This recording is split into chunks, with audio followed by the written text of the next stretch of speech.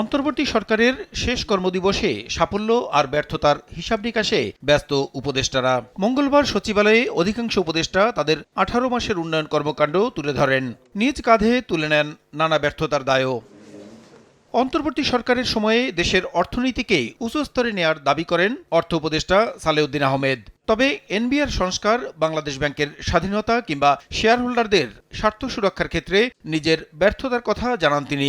নির্বাচিত সরকার চাইলে উপদেষ্টাদের অনিয়ম দুর্নীতি নিয়ে শ্বেতপত্র প্রকাশ করতে পারবে বলেও মন্তব্য তার। অর্থ মন্ত্রণালয় এমন কিছু খুব ডিসক্রিপশন পাওয়ার আমি ইউজও করি নাই। আমাদের অনেকগুলো করার ইচ্ছা ছিল, সেগুলো আমরা করতে পারি নাই। যেগুলো করেছি একেবারে শেষ করে দিয়ে যেতে পারি নাই। বাংলাদেশ ব্যাংক আছে, এনবিআর আছে, পোর্ট এগুলো অনেক, আর প্রসেসগুলো আছে, কিন্তু আমরা কিন্তু অনেক প্রসেস কিন্তু অনেকটা বেটার করি। এদিকে সর্বোচ্চ চেষ্টা থাকলেও নানা অসহযোগিতায় ভূমি সেবা পুরোপুরি ডিজিটাইজেশন সম্ভব হয়নি বলে জানান ভূমি ও খাদ্য উপদেষ্টা আলী ইমাম মজুমদার।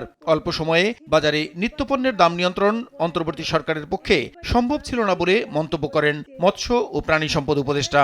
মোটেও ব্যর্থতা নিয়ে বিদায় নিচ্ছি না। আমাদের কাজ কিন্তু দামের পর্যায়ে না, আমাদের কাজ হলো উৎপাদন, আহরণ, এটাকে নিশ্চিত করা, এটাকে নিরাপদ করা।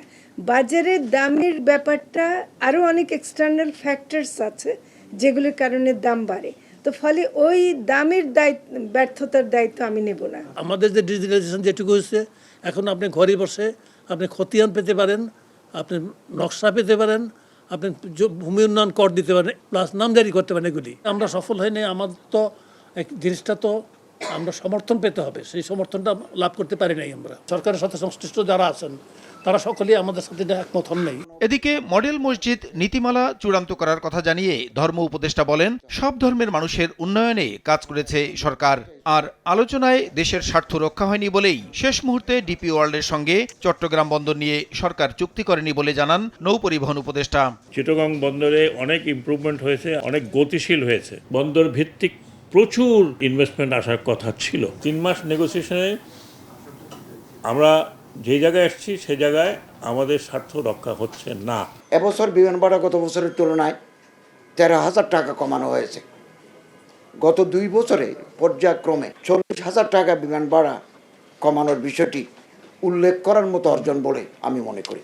দেশের উন্নয়নে সরকারের পাশাপাশি সংশ্লিষ্টদের সততা ও আন্তরিকতার সঙ্গে কাজ করা উচিত বলে মনে করেন উপদেষ্টারা। প্রসূন আশিস, সময় সংবাদ, ঢাকা।